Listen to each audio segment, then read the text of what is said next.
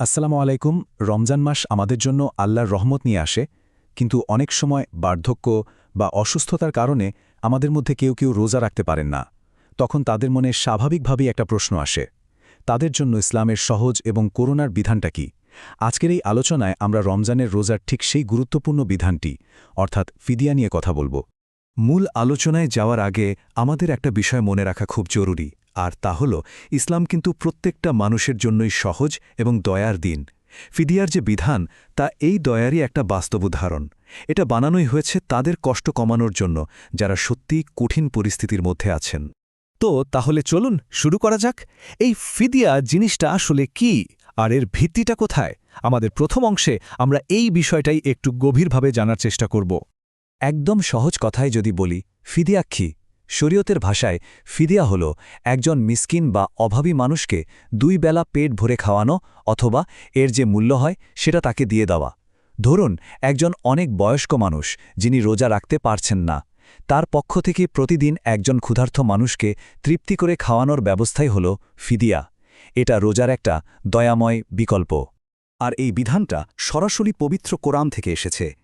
আল্লাহ তাআলা সূরা বাকারার ১৮৪ নম্বর আয়াতে বলেছেন, আর যাদের জন্য রোজা রাখা অসম্ভব কষ্টকর তাদের কর্তব্য হল এর পরিবর্তে ফিদিয়া, একজন মিসকিনকে খাবার খাওয়ানো।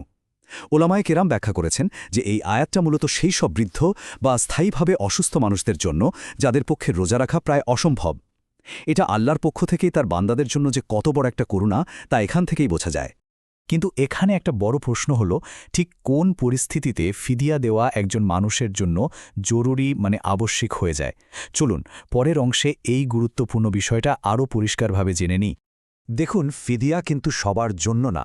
এটা কেবল তখনই আবশ্যক হয় যখন একজন ব্যক্তি হয়তো বার্ধক্যের কারণে একদম দুর্বল হয়ে পড়েছেন, অথবা এমন কোনো স্থায়ী রোগে আক্রান্ত হয়েছেন যে কারণে তিনি আর কখনোই রোজা রাখতে পারবেন না।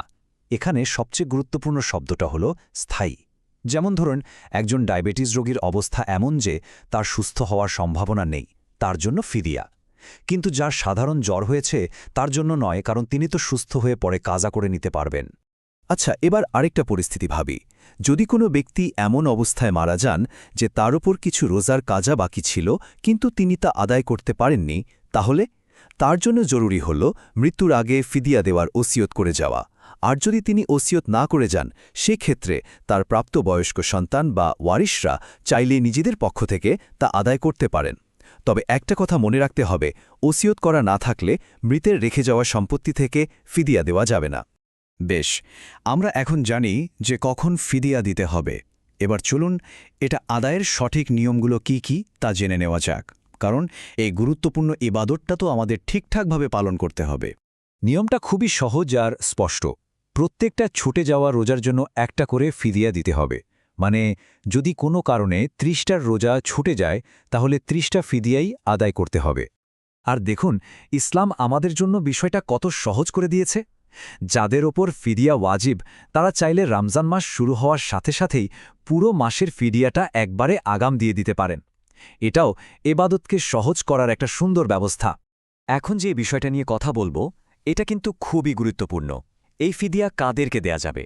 এখানে যদি ভুল হয়ে যায়, তাহলে ইবাদতটা কবুল না হওয়ার ভয় থাকে। আমাদের মনে রাখতে হবে, ফিদিয়ার হকদার শুধুমাত্র তারাই যারা জাকাত নিতে পারেন, অর্থাৎ গরিব ও মিসকিন ব্যক্তি। কোনো অবস্থাতেই ফিদিয়ার টাকা মসজিদ, মাদ্রাসা বানানো বা অন্য কোনো সামাজিক উন্নয়নমূলক কাজে লাগানো যাবে না। এটা সরাসরি ব্যক্তির হক। ফিদিয়া কিভাবে দেবেন সেই বন্টনের ক্ষেত্রেও শরীয়ত আমাদের স্বাধীনতা দিয়েছে। যেমন ধরুন, একটা রোজার ফিদিয়া আপনি একজন মিসকিনকে দিতে পারেন, আবার চাইলে সেটা কয়েকজনের মধ্যে ভাগ করেও দিতে পারেন। একইভাবে আপনি চাইলে আপনার পুরো মাসের ফিদিয়া একত্রিত করে একজন মিসকিনকেও দিয়ে দিতে পারেন। দুটোই জায়েজ। সাধারণ নিয়মগুলো তো আমরা জানলাম, কিন্তু জীবনে তো কিছু বিশেষ পরিস্থিতি আসতেই পারে, তাই না? চলুন এবার সেরকম কিছু বিশেষ মাসআলা বা পরিস্থিতি নিয়ে কথা বলা যাক, যা নিয়ে অনেকের মনেই প্রশ্ন থাকে। ধরুন, এমন হলো যে একজন ব্যক্তি অসুস্থতার কারণে ফিদিয়া আদায় করে দিয়েছেন, কিন্তু আল্লাহর অশেষ রহমতে তিনি কিছুদিন পর আবার সুস্থ হয়ে গেলেন এবং রোজা রাখার শক্তি ফিরে পেলেন। তখন তিনি কি করবেন? নিয়ম হল তাকে অবশ্যই ছুটে যাওয়া রোজাগুলোর কাজা আদায় করতে হবে। তাহলে প্রশ্ন আসে যে ফিদিয়াটা তিনি দিয়েছিলেন সেটার কি হবে? সেটা তার জন্য একটা নফল সৎকা হিসেবে গণ্য হবে এবং তিনি এর জন্য আলাদা সওয়াব পাবেন। সুবহানাল্লাহ। কিন্তু যদি পরিস্থিতি আরও কঠিন হয়, মানে একজন ব্যক্তি এতটাই অসুস্থ যে রোজা রাখতে পারছেন না, আবার আর্থিকভাবেও এতটাই অসচ্ছল যে ফিদিয়া দেওয়ারও সামর্থ্য নেই, তাহলে কি তার জন্য পথ বন্ধ? না, বিলকুল না। তার করণীয় হল আল্লাহর কাছে মন থেকে তওবা করা, ইস্তিগফার করা, আর মনে মনে এই নিয়তটা রাখা যে আল্লাহ যদি ভবিষ্যতে সামর্থ্য দেন তাহলে তিনি অবশ্যই এটা আদায় করে দেবেন। আল্লাহ তো অন্তরের খবর রাখেন, তিনিই সবচেয়ে বড় ক্ষমাশীল। আমরা ফিদিয়ার সংজ্ঞা থেকে শুরু করে বিভিন্ন বিশেষ মাসালা পর্যন্ত অনেকগুলো বিষয় নিয়ে আলোচনা করলাম। চলুন এবার পুরো আলোচনার শেষে আমাদের মূল শিক্ষা আর করণীয়গুলো কি কি তা একবার সংক্ষেপে দেখে নিই। তাহলে সব মিলিয়ে মূল কথাটা কি দাঁড়ালো? আমাদের 4টা বিষয় খুব ভালো করে মনে রাখতে হবে। 1. ফিদিয়া অলসতার জন্য কোনো ছাড় নয়, এটা শুধুমাত্র স্থায়ী অক্ষমতার জন্য একটা বিকল্প ব্যবস্থা। 2. মৃত্যুর আগে ওসিয়ত করে যাওয়াটা একটা বিরাট দায়িত্ব। 3. ফিদিয়ার টাকাটা যেন সঠিক হকদারের কাছে, অর্থাৎ গরিব মিসকিনের কাছেই পৌঁছায়। আর 4. যদি সুস্থতা ফিরে আসে তাহলে কাজা রোজা আদায় করাটা বাধ্যতামূলক। এই বিষয়গুলোই হলো ফিদিয়ার মূল ভিত্তি।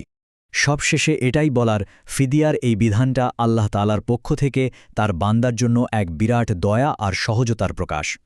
এখন আমাদের সবারই ভেবে দেখা দরকার যে আল্লাহ যে এত সুন্দর একটা সহজ বিধান আমাদের দিয়েছেন, আমরা এর মর্যাদা কিভাবে রক্ষা করব, কিভাবে এর সঠিক প্রয়োগ নিশ্চিত করব।